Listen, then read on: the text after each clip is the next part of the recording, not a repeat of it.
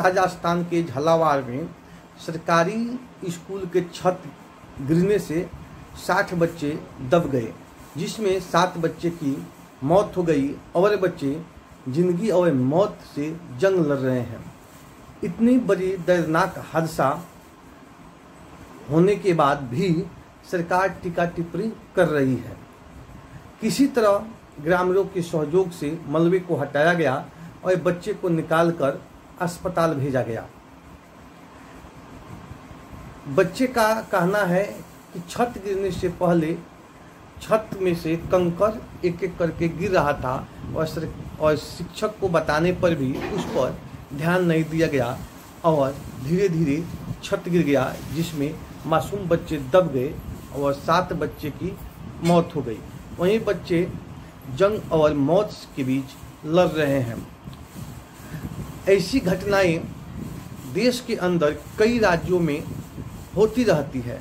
समय बदल जाता है, घटना बदल जाता है, लेकिन देश में जो भ्रष्टाचार है वो नहीं बदलता है। कोई भी हादसा होता है तो इसी तरह देश के नेता आते हैं, अधिकारी आते हैं और टीका टिप्पणी करते हैं, जांच करते हैं और जांच में आनन फानन होता है और किसी तरह कुछ अधिकारियों को ट्रांसफ़र कर दिया जाता है, कुछ को निलंबित कर दिया जाता है। लेकिन क्या इस निलंबित से, इस ट्रांसफ़र से जिस घर के मासूम बच्चे जान गंवा दिए हैं, जो बच्चे घायल हैं, क्या वो लौट कर आ सकते हैं? सवाल है इस सिस्टम से कि क्या घटना बदल जाती है, समय बदल जाता है, जगह बदल जाता है, लेकिन घटनाएं देश में कहीं ना कहीं दिन प्रतिदिन होती रहती है।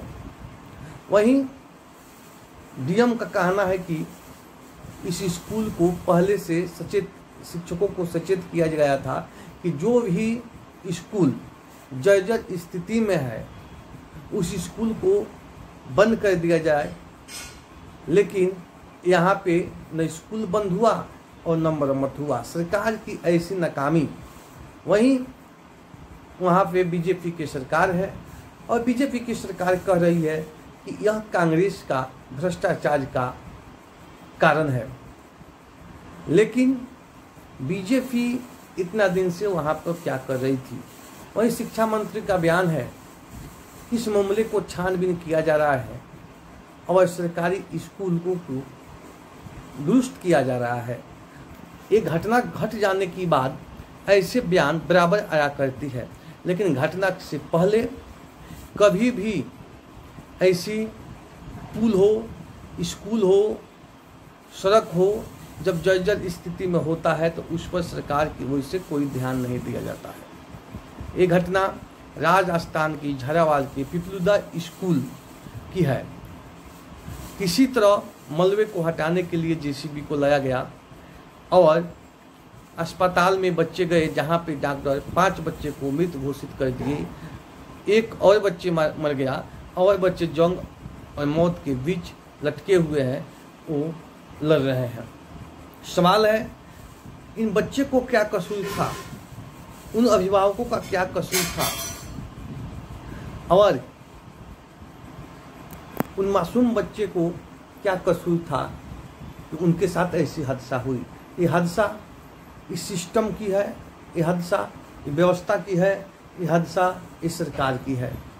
लेकिन ये निर्मम बीजेपी की सरकार, ये निर्मम देश में जो बीजेपी की सरकार चल रही है, ऐसी घटना दिन प्रतिदिन किसी न किसी राज्य से, किसी न किसी जिले से बराबर देखने को मिलती है।